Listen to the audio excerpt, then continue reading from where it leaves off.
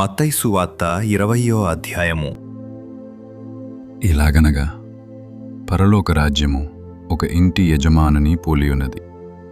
అతడు తన ద్రాక్ష తోటలో పనివారిని కూలికి పెట్టుకొనుటకు ప్రొద్దున బయలుదేరి దినమునకు 1 దేనారము చొప్పున పనివారితో ఒడబడి తన ద్రాక్ష తోటలోనికి వారిని పంపెను. తరువాత అతడు దాదాపు 9 గంటలకు వెళ్ళి సంత వీధిలో ఊరకన నిలిచియున్న మరికొందరిని చూచి, మీరును నా ద్రాక్ష తోటలోనికి వెళ్ళుడి, ఏమి న్యాయమో అది మీకిత్తునని వారితో చెప్పగా వారును వెళ్ళిరి. దాదాపు 12 గంటలకును 3 గంటలకును అతడు మరల వెళ్ళి అలాగే చేసెను. తిరిగి దాదాపు 5 గంటలకు వెళ్ళి మరికొందరు నిలిచియుండగా చూచి, ఇక్కడ దినమంతయు మీరెందుకు ఊరకనే నిలిచియున్నారని వారిని అడుగగా, వారి ఎవడును మమ్మను కూలికి పెట్టుకొనలేదనిరి. అందుకతడు, మీరును నా ద్రాక్ష తోటలోనికి వెళ్ళుడనెను. సాయంకాలమైనప్పుడు ఆ ద్రాక్ష తోట యజమానుడు తన గృహ నిర్వాహకుని చూచి పనివారిని పిలిచి, చివర వచ్చిన వారు మొదలుకొని మొదట వచ్చిన వారి వరకు వారికి కూలి ఇమ్మనని చెప్పెను.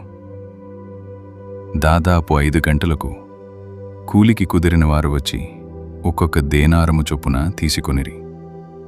మొదటివారు వచ్చి తమకు ఎక్కువ దొరకుననుకునిరి గాని వారికిని ఒక్కొక్క దేనారము చొప్పుననే దొరికెను. వారది తీసుకొని చివర వచ్చిన వీరు 1 గంట మాత్రమే పనిచేసినను పగలంతయు కష్టపడి ఎండబాధ సహించిన మాతో వారిని సమానము చేసితివే అని ఆ ఇంటి యజమానుని మీద సణుగుకొనిరి. అందుకతడు వారిలో ఒకని చూచి, స్నేహితుడా, నేను నీకు అన్యాయము చేయలేదే? నీవు నా యొద్ద 1 దేనారమునకు ఓడబడలేదా? నీ సొమ్ము నీవు తీసుకుని పొమ్ము. నీకిచ్చినట్టే కడపట వచ్చిన వీరికిచ్చుటకును నాకిష్టమైనది. నాకిష్టము వచ్చినట్టు నా సొంత సొమ్ముతో చేయుట న్యాయము కాదా?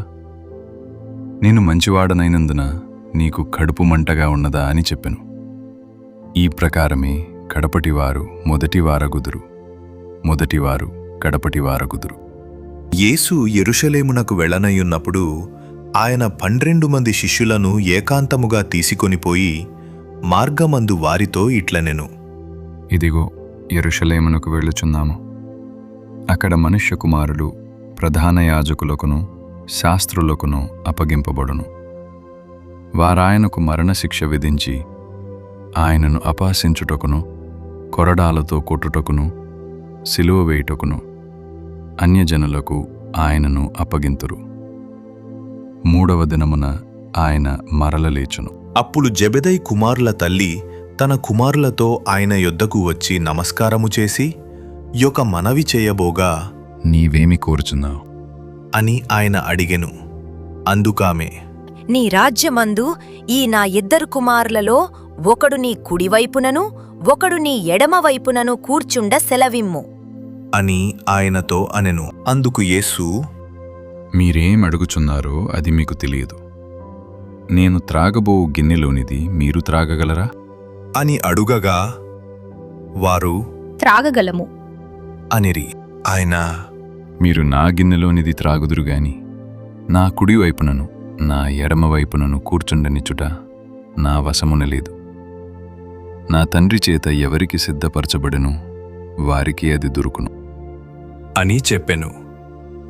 తక్కిన 10 మంది శిష్యులు ఈ మాట విని ఆ 2 సహోదరుల మీద కోపపడిరి గనుక యేసు తన యొద్దకు వారిని పిలిచి, అన్యజనులలో అధికారులు వారి మీద ప్రభుత్వము చేయుదురనియు వారిలో గొప్పవారు వారి మీద అధికారము చేయుదురనియు మీకు తెలియను. మీలో అలాగుండకూడదు. మీలో ఎవడు గొప్పవాడై ఉండగోరునో వాడు మీ పరిచారకుడై ఉండవలెను. మీలో ఎవడు ముఖ్యుడై ఉండగోరునో వాడు మీ దాసుడై ఉండవలెను.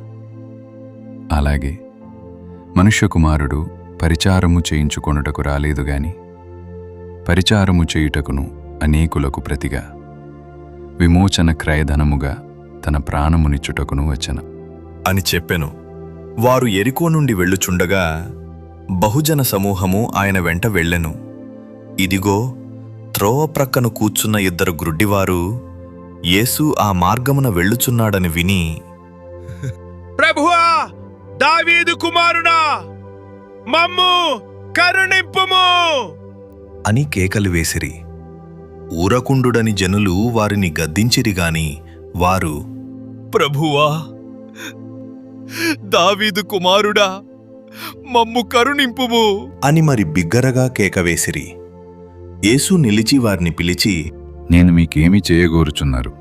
అని అడుగగా వారు, ప్రభువా, మా కన్నులు తెరవవలెను అనిరి. కాబట్టి యేసు కనికరపడి వారి కన్నులు ముట్టెను. వెంటనే వారు దృష్టి పొంది ఆయన వెంట వెళ్ళిరి.